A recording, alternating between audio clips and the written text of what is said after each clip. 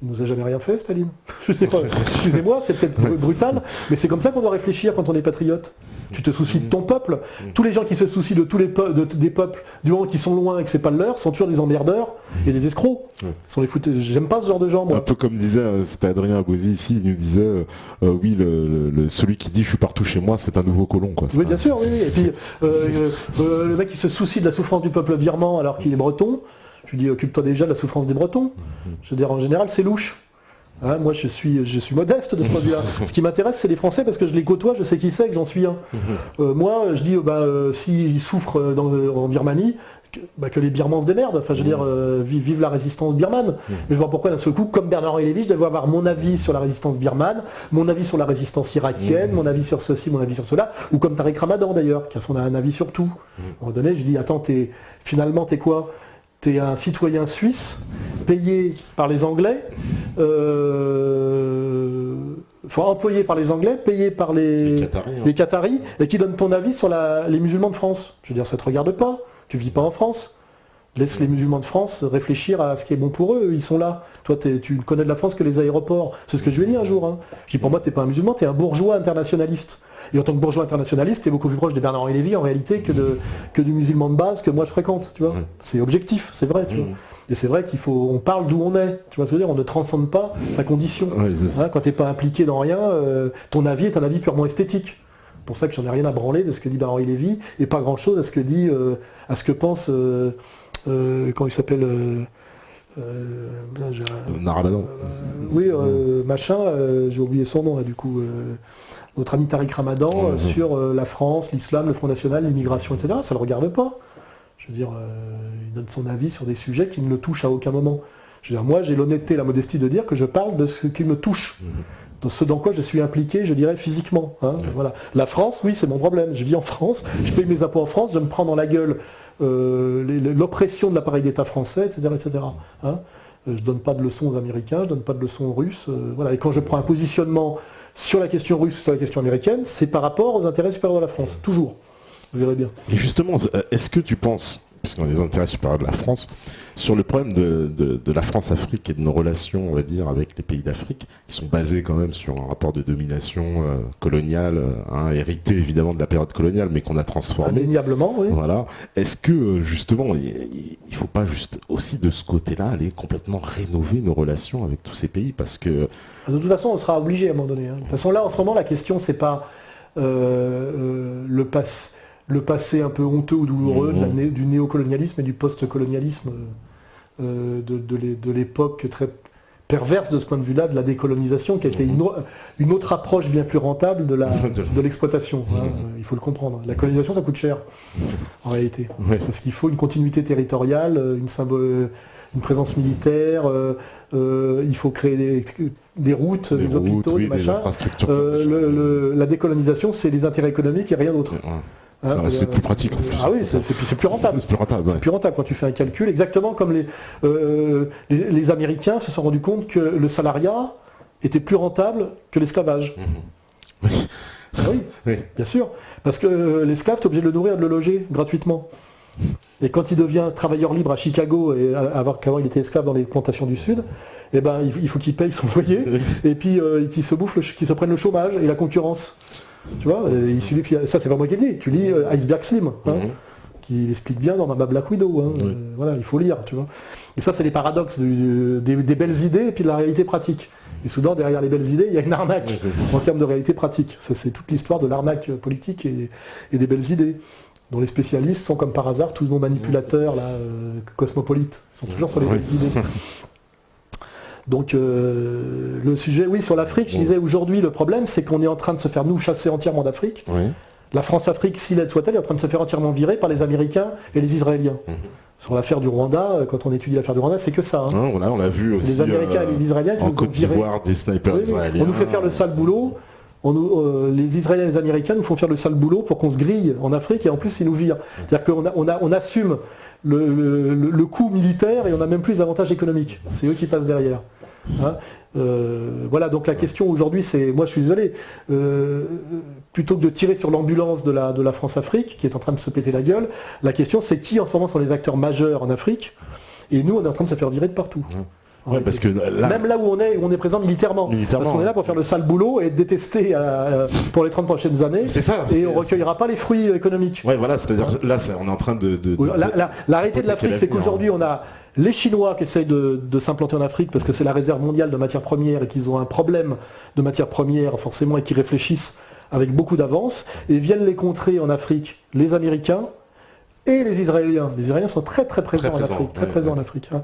Et que pour ça, les Israéliens qui sont les spécialistes de l'opération sous faux drapeau et de la diabolisation ad génocide, là, je sais pas quoi, dès qu'on entend le mot génocide, à mon avis, il y a les services israéliens derrière. Hein. Rwanda, machin, c'est toujours génocide, on sait que c'est leur spécialité. Hein, la gestion du droit de l'hommiste du génocide, du soi-disant génocide. Hein. Voilà. Et le dossier du Rwanda est très intéressant. Oui. Le Rwanda, c'est la diabolisation par Israël et par des traîtres qui sont les agents sionistes en France, c'est-à-dire Kouchner et toute la clique, de la présence française au Rwanda, pour qu'on perde notre influence sur le Congo et les matières premières du Congo, pour que les Américains et les Israéliens prennent la place. Hein. Voilà, c'est ça. Et puis au passage, virer les Chinois, quoi. Oui, et puis empêcher les Chinois, évidemment. Ouais. Donc nous, aujourd'hui, en Afrique, on a un rôle résiduel.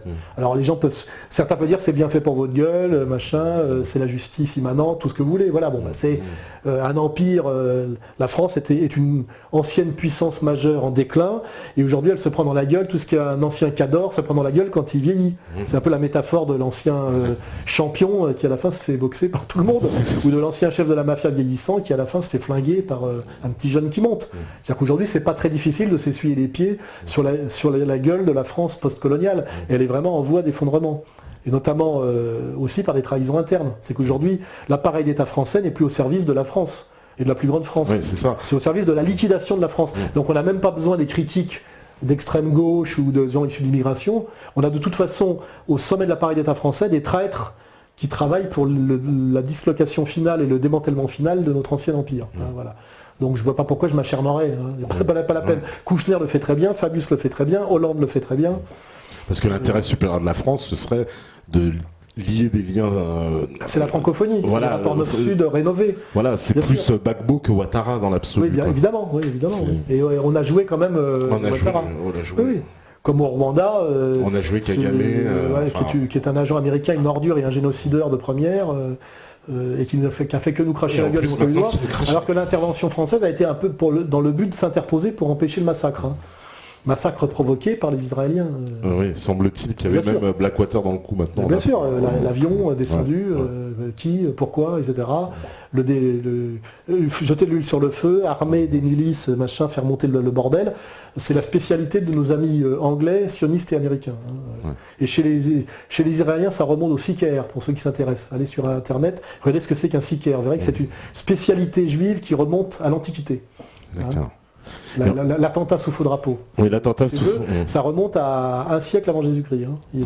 C'était déjà leur spécialité dans leur combat contre Rome. Ouais. Les Sicaires, allez voir ça. Les Sicaires. Vous allez vous instruire ce soir et vous verrez que c'est pas d'hier.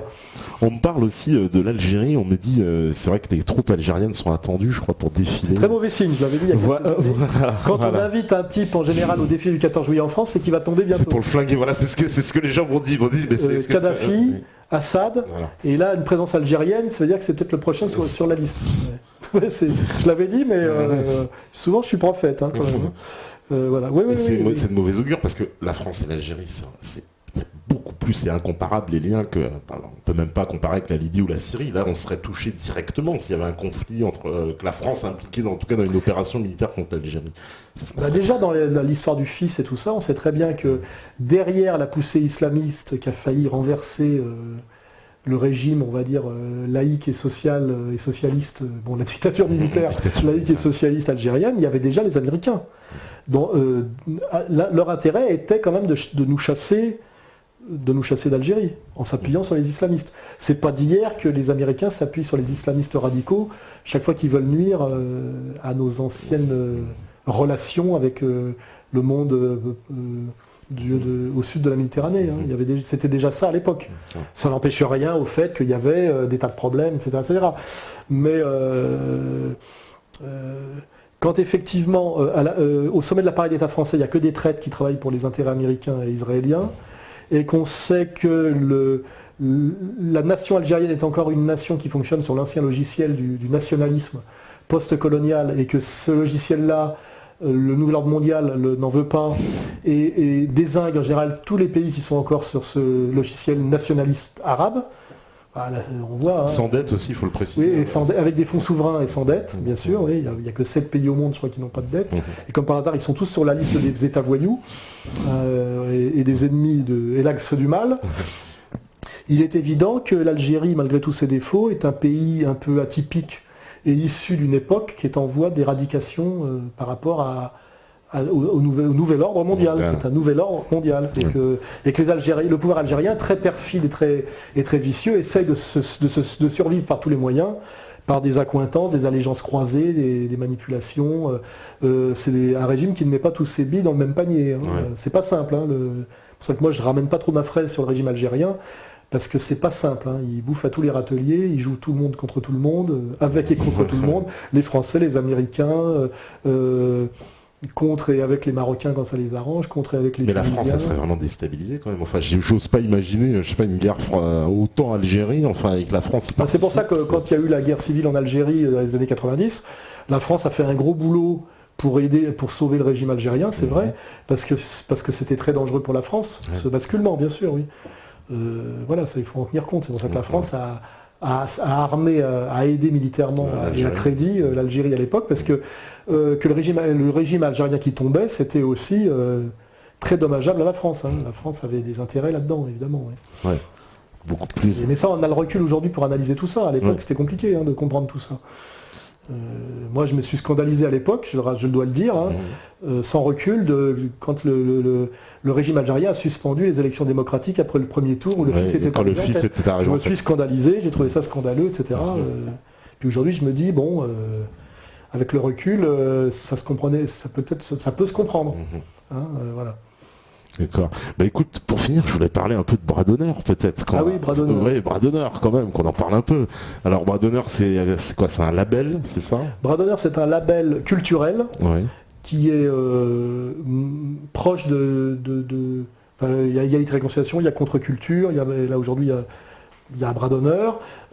Et c'est investir le champ culturel pour les gens de notre sensibilité, on va dire, avec l'idée que on a déjà fait un gros boulot sur le champ politique pur, on fait un boulot sur le champ culturel au sens strict avec contre-culture dans l'édition et de la réédition, et dans une logique métapolitique, il n'y a pas de raison de laisser le champ culturel jeune, parce que c'est un énorme moyen de manipulation, la culture de jeunes, de laisser ça à Skyrock et à Canal+.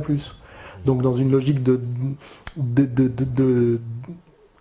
croissance, à un moment donné, on crée effectivement un label culturel pur, et ça s'appelle Bras d'honneur, et c'est essentiellement musical au départ, mais ça peut être même plus que ça, parce qu'effectivement, notamment on voit qu'un des outils de communication, de propagande et de culture politique aujourd'hui au niveau de la jeunesse, c'est par exemple le rap. Donc moi je ne suis pas du tout passionné par le rap sur le plan musical, mais je reconnais que c'est un énorme vecteur politique auprès des jeunes. Donc plutôt que de laisser ça à Skyrock et aux amis de Joe Star, là aussi je ne vais pas tirer sur un corbillard, et parce qu'il y a une pression, il y a beaucoup de jeunes qui aiment le rap, qui s'intéressent à ce que je fais, etc.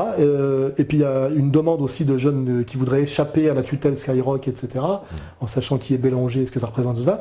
Et on s'est dit par la force des choses, et parce que ça pousse par la base, et parce que c'est cohérent de le faire, on a fini par monter, c'est pas moi qui le monte directement, c'est Mathias Cardet et Stéphane Perron.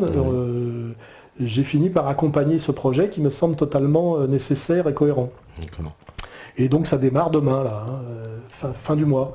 C'est un site internet et une plateforme de musique. De musique, d'accord. Où on se sert de la technologie moderne, du téléchargement. Donc on va diffuser de la musique. On va aider à faire connaître de la musique qui nous semble de qualité et qui attend à être bloqué par le système actuel, qui est un système de domination à tous les niveaux. Parce que cette soumission, elle existe dans la musique aussi. Elle existe partout.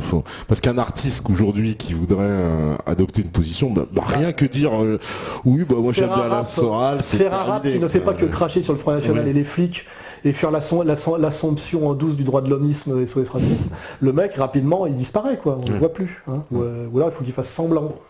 Et ça donne des trucs un peu louches.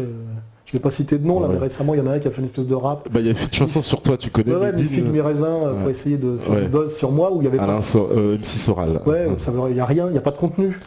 On ne sait pas où il veut se placer en tout cas. Moi c'est ce que j'ai dit dans l'émission. Il fait le malin quoi. Mais parce qu'il se dit je vais buzzer quoi. Donc en fait il y a des jeunes qui poussent, il y a des jeunes de talent. Et je me suis dit puisqu'aujourd'hui on existe sur internet, qui est aussi un moyen de business aussi, je veux dire d'économie, parce qu'il n'y a que les gauchistes qui demandent leur argent de poche à papa, qui ne comprennent pas qu'à un moment donné, on peut être autonome politiquement si on est autonome économiquement. Donc on ne fait pas du business parce qu'on veut s'enrichir et parce qu'on est des vendus, mais parce que il n'y a que comme ça qu'on peut exister. Si Dieudonné fait tout ce qu'il fait aujourd'hui, c'est-à-dire la quenelle au système, c'est parce qu'il avait monté une organisation d'indépendance économique depuis déjà 10 ans. Il était hors de la SACEM, il avait son propre théâtre, etc. Et c'est moi, j'ai compris ça. Je me suis dit, il faut sortir du logiciel gauchiste où tu combats l'État en lui demandant des subventions. C'est le truc du gauchisme, c'est-à-dire du meurtre du père, de la politique compris comme freudisme, comme Oedipe. C'est-à-dire, je combats l'État et je lui demande qu'il m'aide à le combattre. Parce qu'en fait, c'est papa. C'est ça le gauchisme, c'est que des subventions d'État derrière et des aides de l'État. L'État, si vous le combattez sérieusement, ne vous aide pas à le combattre, il vous cogne. Et donc si on veut combattre l'État, on essaie de pouvoir exister sans lui, donc on sait qu'on n'aura pas de subventions, on n'aura pas les médias dominants à notre service comme caisse de résonance, j'ai pu le vérifier, Dieudonné a pu le vérifier. Pour ça, méfiez-vous de tous ceux qui prétendent combattre le système et qui ont droit aux Inrecuptibles, au Monde, à Libération, à Canal+, etc., etc., etc. C'est forcément qui tapine. Quoi. Et donc, maintenant, comme on a une grosse audience sur Internet et qu'on a monté aussi de l'économie Internet, de l'économie vertueuse, on ne vend pas de la merde, pour ceux qui critiqueraient. Voilà, il y a une société aussi qui vend des aliments... Oui, des produits écologiques de qualité, c'est au bon sens. Au bon sens, voilà. On a prenons le maquis, qui vend des produits, on va dire, de type un peu survivaliste. Voilà, ça me paraît nécessaire. On a au bon sens qui vend des produits écologiques de très bonne qualité. Et puis ça fait vivre des gens de la mouvance. Oui, tu as créé des emplois grâce à ça, il faut quand même le dire. On fait vivre une vingtaine de personnes. Voilà, il y a des emplois permanents. Et qui leur permet à la fois de militer politiquement et en même temps de ne pas être à Pôle emploi, dans la dépression nerveuse, ou dire je milite la nuit et le jour je tapine pour le système. Ce qui rend dépressif. Jusqu'à ce que le mec se fasse choper et virer. Tu vois. En plus. Donc on crée de l'économique, donc du social, donc du politique. Et puis on permet à des gens, on a créé des boulots de mecs aujourd'hui qui, au lieu de travailler la nuit pour nous en faisant de la merde le jour, font ce qu'ils aiment le jour et peuvent dormir la nuit. Voilà. Et on les paye au SMIC ou un peu plus, mais je veux dire, on fait ça. Et bras d'honneur, c'est aussi aider des jeunes, ou des moins jeunes d'ailleurs, qui font des choses qui nous paraissent de qualité dans la musique et dans la culture, les aider à fonctionner, c'est-à-dire à avoir un public et donc peut-être à gagner un peu leur vie. Et donc d'aller contrer le système hégémonique sur ce terrain-là pour montrer qu'il n'y a pas que de la merde dans le rap, que de la merde dans la musique, etc., etc. Et puis on a grandi le cercle de la dissidence. Et puis aussi on est un peu moins spécifiquement sur le politique pur où on est de plus en plus bloqué. Là ils sont en train de fabriquer une loi Schremek-Assouline, deux catholiques de souche, comme vous pouvez le vérifier, qui sont en train d'essayer de faire pondre une loi uniquement pour empêcher Dieudonné et moi d'exister sur Internet, parce qu'ils ont bien compris qu'on leur avait mis une sacrée quenelle avec Internet, un sacré bras d'honneur. Donc voilà, donc il faut qu'on ait un coup d'avance. Donc si à demain on est bloqué sur le politique pur, ça sera plus dur de nous bloquer sur le culturel. Voilà, donc on essaie d'avoir un coup d'avance plutôt qu'un coup de retard, et d'être encore plus métapolitique qu'avant, de diversifier, de s'étendre, etc. dans un but d'efficacité. Voilà. Parce que ton site, là, Égalité et Réconciliation, le site il est classé, très très bien classé à Alex Aranc, c'est parmi les 188e, voilà, quelque chose comme ça. Tout site confondu. Tout site confondu, on rappelle. De la SNCF, dans les sites de réinformation, on est le premier de très loin. Oui. On est passé devant F de Souche, faut pas oublier, très longtemps F de Souche a été très haut, sur une ligne qui est quand même plus égalité réconciliation que F de Souche, mais on est passé aussi devant Rue 89, devant Mediapart, devant tous ces faux sites qui prétendent faire de la réinformation sur Internet et qui sont en fait pour nous empêcher, pour nous combattre en réalité. On voit bien que sur les sujets sérieux, Mediapart et Rue 89 tapinent toujours pour le système, sur Dieudonné, la dissidence, etc. etc. C'est un marqueur, c'est des faux sites de réinformation parce qu'ils se sont dit qu'il faut qu'on investisse Internet pour aller contrer le travail. La vague qui est en train de monter. Oui, bien sûr, mais ils se font choper parce que sur Dieudonné, sur moi, ils font toujours le tapin. Donc c'est comme ça qu'on voit que c'est qui sont dans le système. Hein. De toute façon, c'est simple, dès qu'un site me traite d'antisémite, moi Dieudonné, vous savez qu'ils tapinent pour le système, sinon ils sont plus nuancés. C'est plus nuancé. Ils se posent la question, ils y répondent de façon plus subtile, etc. Quoi. Donc à la fois, c'est le prix à payer pour eux. Hein. Mais ça a donc grand succès, et puis t'as des équipes derrière, on peut leur passer. Oui, c'est aussi pour les gens qui m'emmerdent parfois. Je dis que moi, contrairement à certains sites que je nommerai pas, où on dirait le catalogue de la Redoute, il n'y a pas de pub sur le site. Je pourrais être riche aujourd'hui si j'acceptais de mettre de la pub comme on me le demande tous les jours sur égalité et réconciliation. Il y a des sites de contre-information assez vulgaires et qui m'attaquent régulièrement, qui sont gavés de pubs, et de pubs de merde. Hein. Nous, on met un point d'honneur à ne mettre aucune pub. Rien qu'avec ça, je serais riche. Hein. Mon site vaut très cher, il est à moi, il vaut très cher. Et je peux le vendre, si je veux, à la pub. Hein. On me demande tous les jours. Je le fais pas. Pour que le site reste crédible, c'est un site avec des gens qui travaillent jour et nuit pour l'alimenter. Les petits cons qui m'emmerdent ne se posent pas la question de savoir comment ça fonctionne économiquement un site comme Égalité et Réconciliation. Avec des vidéos exclusives, des reportages exclusifs. Beaucoup de travail. Une mise à jour constante avec des rédacteurs en chef, des antennes locales, etc. C'est des gens que je paye grâce au système qu'on a monté et qui sont salariés pour pouvoir vous offrir cette réinformation permanente de qualité. Et malgré tout, il n'y a pas une pub sur le site et tout est gratuit sur le site, je vous ferai remarquer. Le site d'information est entièrement gratuit. Par contre, on a des sites partenaires qui sont liés au site, qui sont en fait des petites PME qui sont montées par des militants d'égalité et réconciliation. Ce qui leur permet parfois de faire du bénévolat pour ER et donc d'apporter quelque chose parce qu'ils peuvent gagner leur vie, parce qu'ils sont salariés dans, prenons le maquis, actionnaires dans Au Bon Sens. C'est comme ça qu'on fonctionne. Donc pour les quelques crétins crypto-gauchistes qui nous emmerdent en disant ouais vous faites de l'argent, vous faites du business, machin, etc. Quelque part j'avais envie de vous botter le cul parfois, parce que si je voulais, j'accepterais de mettre 5 pubs sur le site, je le dédiaboliserais un peu. Tout le monde ne demande que le système ne demande que ça, hein, que je le rejoigne en douce. Hein. Et là je serais rentier. Je ferais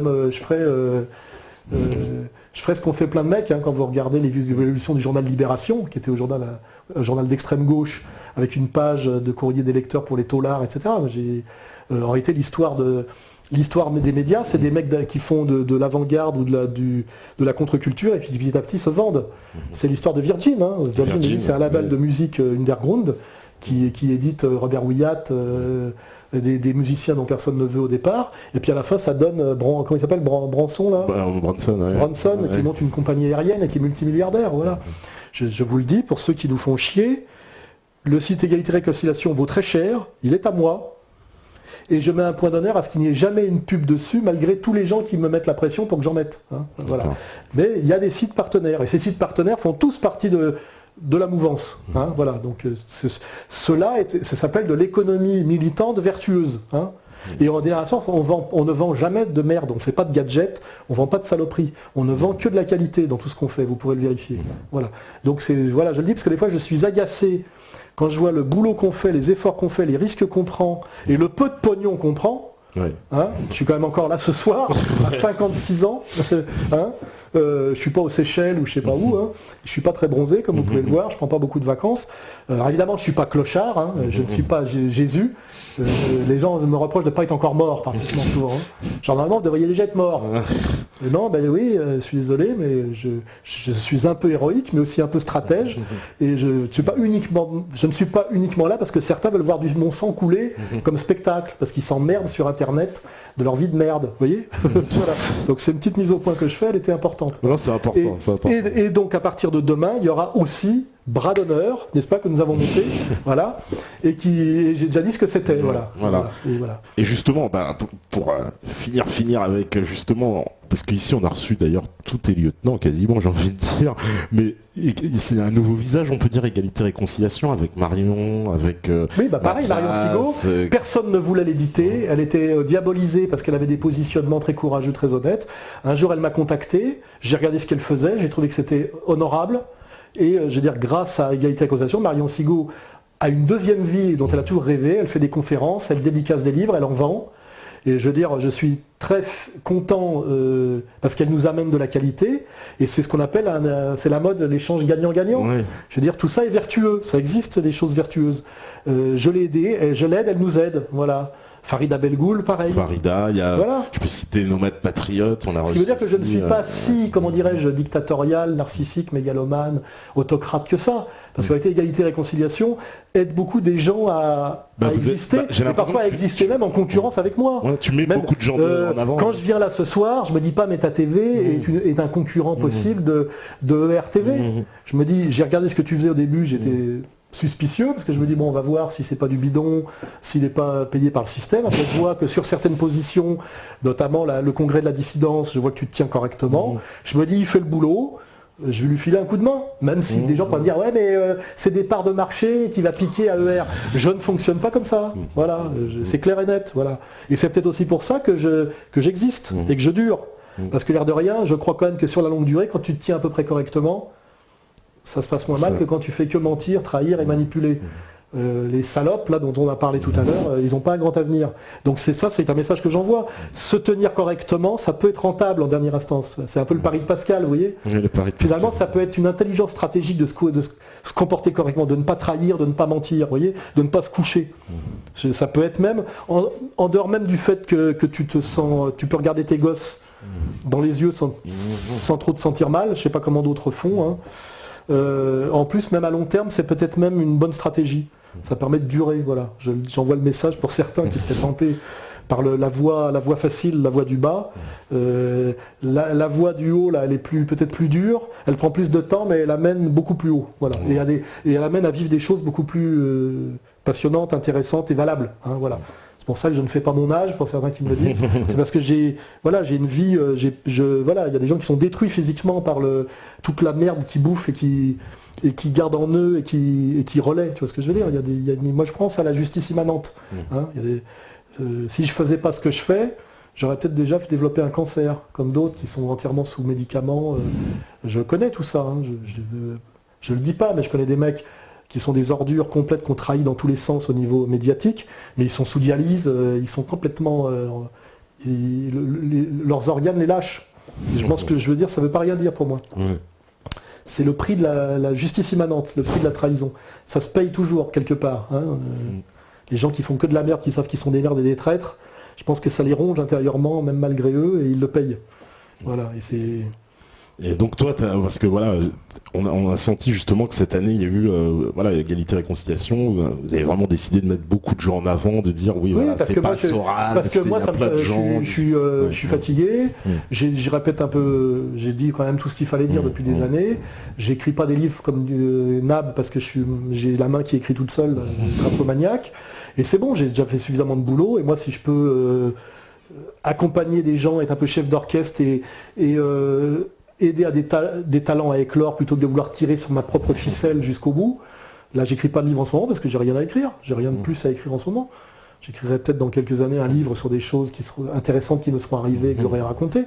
Mais là, pourquoi j'écrirai un livre de plus avant d'écrire Comprendre l'Empire, j'ai passé entre l'avant-dernier livre et celui-là quelques années, mais c'est des années d'expérience de plus pour produire une analyse. Je veux dire, ça aussi. En ce moment, je suis plus utile comme éditeur que comme écrivain. Voilà. Et souvent, sur certains sujets, quand on me dit vous faites moins de vidéos du mois, sur certains sujets, mon avis sur l'Ukraine est moins autorisé que des gens qui sont plus spécialistes sur la question ukrainienne, parce que je ne suis pas omniscient, et plutôt que de ramener ma fraise sur ce genre de sujet, je préfère donner la parole à un mec qui va en Ukraine, qui connaît l'Ukraine, etc., etc. Donc aujourd'hui, mon boulot est plutôt un boulot de chef d'orchestre que de soliste, et c'est, puisque j'en ai les moyens, de donner la parole à des gens qui ont quelque chose de précis et d'important à dire, plutôt que de vouloir à tout prix, comme ce soir, parce que tu me l'as demandé, occuper l'espace, tu vois. Je suis très bien quand je suis chez moi tout seul à écouter de la musique, et que j'ai pas... parce que j'ai fait une émission comme la tienne, le lendemain, trois convocations chez les flics, deux nouveaux procès qui me tombent, 14 menaces de mort qui arrivent sur mon Facebook, etc. etc. parce que c'est ça, hein, la réalité. Parfois, je suis très bien un peu en retrait, il n'y a pas de problème. Et je me réjouis du succès des gens sur lesquels je mise et auxquels je crois. Voilà. Je m'en réjouis. Je ne suis pas quelqu'un... je ne suis pas un jaloux. Voilà. Je suis tellement sûr de moi et de mon talent que la réussite des autres ne me fait pas d'ombre. Voilà. C'est ça pour, comment dire, toute cette pression justement qui s'abat comme ça sur toi. Comment tu fais pour évacuer tout ça? D'abord, je veux dire, en 2004, quand j'ai pris tout dans la gueule du jour au lendemain, là, j'ai souffert. J'ai perdu 4 kilos en quelques jours, j'ai été au bord de la dépression. Il a fallu que je me cache. Bon, je ne me suis pas soumis, mais j'ai eu peur, je le reconnais. C'est très très violent quand tu prends le système dans la gueule. Même si tu sais que ça existe, quand tu le prends dans la gueule, c'est d'une telle puissance. Le tout-puissant lobby sioniste est tellement puissant que tu es terrifié, un peu comme un être humain qui est courageux, mais d'un seul coup, il est face à un animal préhistorique qui fait 20 tonnes. Il se dit, je vais me faire massacrer. Et le truc, c'est bon, je vais me faire massacrer, mais je ne vais pas demander pardon, je ne vais pas me tourner. Ça, c'est comme un boxeur. En boxe, tu peux perdre seulement que tu ne te tournes pas. Tu vois ce que je veux dire? Tu ne dois jamais te présenter de dos. Et quand tu te fais dérouiller, tu fais ça, mais tu fais pas... tu vois, tu fais pas... tu fais ça et tu prends. Donc moi, à un moment donné, j'ai pris, j'ai ramassé, quoi. Mais j'ai pas trahi. C'est ça le truc, voilà. Et petit à petit, j'ai pris l'habitude de prendre des coups, d'être menacé, agressé, et l'homme s'habitue à tout. C'est ça qu'il faut comprendre. C'est-à-dire qu'au bout d'un moment, tu te demandes comment des gens peuvent vivre en Palestine, tu vois. Comment des gens peuvent vivre en Syrie en ce moment. Il y a des bruits de bombes partout, puis finalement, au bout d'un moment, les mecs, ils montent la télé, tu vois. Parce que, voilà. Et j'ai vu ça, moi, je l'ai vu. On s'habitue à tout. Et donc, c'est vrai qu'au début, c'est très dur, mais qu'au bout d'un moment, on s'habitue. Et moi, ça fait quand même... j'étais déjà habitué à la subversion médiatique. Et après, je suis passé à la subversion politique dangereuse. Et maintenant, je suis un peu habitué. J'ai l'entraînement, donc... je stresse moins, tu vois ce que je veux dire, je gamberge moins. Mais je te dis, c'est comme le sport, c'est un sport, hein, c'est un sport. Il faut du temps. Et je dis à ceux qui démarrent, là, allez-y doucement, parce que quand je connais des gens qui ont fait des quenelles et qui ont pris dans la gueule les menaces, machin, parce qu'ils ont été balancés sur des trucs et ils se sont pris des menaces de mort, des appels anonymes et tout. Il y en a qui m'appelaient, qui m'envoyaient des messages, et qu'est-ce que je fais? Ils flippaient total, tu vois. Et c'est vrai que là, on n'est plus dans le virtuel. Quand ta tête est mise à prix, que tu ne peux pas marcher seul dans la rue, que tu risques d'être agressé, que tu subis des agressions en commando, etc. Mais tu t'habitues, c'est une culture. Ton cuir s'épaissit. Et ça demande du temps. Il faut être humble à ce niveau-là. Tu vois, par exemple, toi, à un moment donné, tu vas être trahi par des anciens amis, insulté, traité de bounty, de je sais pas quoi, de machin, de trucs. Et des fois, c'est douloureux. Tu vois, tu as envie de chialer, tu as envie de cogner, etc. Mais soit tu quittes le combat si tu fais pas le poids, en fait c'est un peu comme dans les sports et tout ça, soit tu dégages de la dissidence parce que c'est trop dur, soit tu te renforces, tu t'épaissis le cuir et puis à la fin tu dis ouais aujourd'hui j'ai reçu 15 menaces de mort, 3 insultes, 2 appels anonymes, une convocation chez les flics, une chez les juges d'instruction, mais j'ai aussi reçu 20 mails de soutien, et tu te dis bon c'est ma vie quotidienne, tu vois ce que je veux dire, tu dis bon c'était comme ça aujourd'hui, tu vois. Et puis tiens, je vais au tribunal, machin, tiens, la condamnation, tiens, les frais de justice. Enfin, tu vois, un mec moyen, quand il reçoit une convocation chez les flics ou au tribunal, il flippe. Et quand il est au tribunal, il perd ses moyens. Parce que c'est vrai que c'est comme quand tu es un gamin à l'école, asseyez-vous, levez-vous, etc. Quand tu as eu je sais pas combien de procès, tu arrives, tu rigoles. Moi, j'arrive chez les juges d'instruction, mon avocat, il se marre. Je vanne, je me fous de la gueule, je me fous de leur gueule. Je sais quelle est la limite possible, quel est mon droit. Je me fous de leur gueule. Tu vois. Je me suis fait exclure du tribunal la dernière fois que je suis allé soutenir Dieudonné. Parce que je pétais, je riais, je foutais la merde. Je m'en fous maintenant, tu vois, j'ai l'habitude. Alors que j'ai vu des mecs se décomposer. Hein. Parce que tu peux être un warrior de la rue ou t'arrives au tribunal, tu le vois, le mec, il est comme un petit garçon. C'est fait pour ça, hein, c'est fait pour te faire perdre tes moyens. Mais quand il y allait 1 fois, 10 fois, 20 fois, et tu vois Diodo, c'est pareil. C'est sa succursale, tu vois. Diodo, pareil, il a le cuir tanné, il a tout subi tellement que... Il dit en ce moment, moi je lui dis t'as combien de procès, on compare, voilà combien d'amendes, machin, tiens t'as vu l'article sur toi et sur moi, toi t'es le fils d'Hitler, moi je suis le fils de Goebbels, tu vois, on se marre, tu vois, on dit t'as vu tel journaliste a dit telle saloperie, le petit de je sais pas qui de Cône t'a craché dessus, il a craché sur toi, sur moi. C'est un peu comme comme un sport, enfin tu vois, une espèce de jeu comme ça. Et voilà, quoi, je veux dire, il y a pire, hein, parce que je veux dire, voilà, il y a pire, il y a des gens qui ont vécu pire que ça. Hein. On est d'une génération qui n'a pas fait la guerre, tu vois. Finalement, pour l'instant, qu'est-ce que je risque? Des agressions, des condamnations, à de l'argent surtout. Peut-être un jour la prison, parce qu'ils iront jusque-là, mais rappelons-nous ce qu'ont vécu certains résistants dans d'autres périodes. Tu vois, les goulags, le camp de concentration, la torture physique. la mise à mort, etc. Enfin voilà, donc il faut relativiser. On a été élevé dans une société de confort incroyable et de consommation, et finalement on fait de la dissidence qui correspond à la société dans laquelle on est, quoi. Hein, c'est pas non plus, c'est pas non plus, Solzhenitsyn partant au goulag, tu vois, etc., quoi. Donc voilà, c'est violent et c'est pas à la portée de tout le monde de le vivre au jour le jour, mais c'est, comment dirais-je, c'est faisable. C'est supportable quand même. Ça demande un petit entraînement. Allez-y doucement. Au début, allez-y doucement. Sinon, vous allez exploser en vol. Les 3/4 des mecs qui sont partis trop vite, trop fort, première convocation, flic, tribunal, machin, ils explosent. Leurs femmes les quittent. Enfin, tu vois, il y a un truc, parce qu'il faut y aller. Step by step. Hein. C'est comme un sport de haut niveau. Hein. Au début, vous faites combat challenge du premier round, hein, et puis après, vous passez pro, puis après, vous commencez à aller au titre. Mais vouloir boxer, faire un championnat du monde alors que vous avez commencé la semaine dernière, c'est vous risquez la civière. Voilà. En tout cas, jolie métaphore. Merci Alain d'être venu, hein, vraiment. Voilà. Ouais, on a fait le boulot là. Ah, on a fait le boulot là. Hein. Et puis je pense que les métanautes là sont heureux pour cette soirée, hein, parce que tu étais quand même, faut le dire, certainement la personnalité la plus demandée. Il n'y a pas, je crois, un soir où on me demande c'est quand que t'invites Alain Soral. Donc voilà. Non, mais j'ai fini par venir. Ouais. Voilà, merci beaucoup. J'ai mis un peu de temps parce que d'abord je peux pas dire oui à tout le monde. Hein. Les gens maintenant ils se disent tiens, on va inviter Soral, ça va nous faire le buzz, ça va nous booster. Je peux pas non plus aller faire spot publicitaire pour tous les mecs qui se lancent. Je suis pas débile non plus, tu vois. Les mecs qui disent j'ai un blog et ils sont 300. Je suis pas un sandwich quand même. Tu vois. Mais bon, là je vois que tu as fait le boulot. Il y a un vrai travail, il y a une vraie respectabilité, il y a une qualité, il y a une constance. C'était mon devoir de venir aider parce que plus on est nombreux, plus on est fort. On n'est pas en concurrence, c'est ce que j'ai expliqué depuis le début.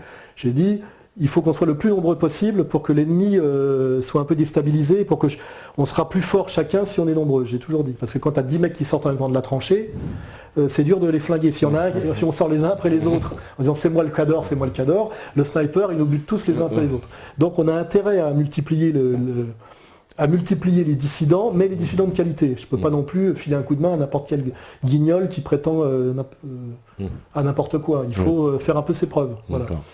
On ira là-dessus. Écoute, merci. Allez, salut à toi. Alain, merci d'être venu. Merci à toute ton équipe aussi, à Égalité Réconciliation, puisqu'on travaille souvent avec eux. Et merci à vous tous sur le chat, hein, tous les métanautes habitués, tous les modérateurs. Et puis on verra les commentaires demain. Oui, voilà, oui, ça va s'analyser. Bon, il y a eu certainement quelques trollages, je l'imagine. Je m'en fais pas. D'ailleurs, on a notre record d'audimat à Méta TV. Tu vois, tu peux me dire, on a eu plus de. C'est ça qui fait chier. Ouais.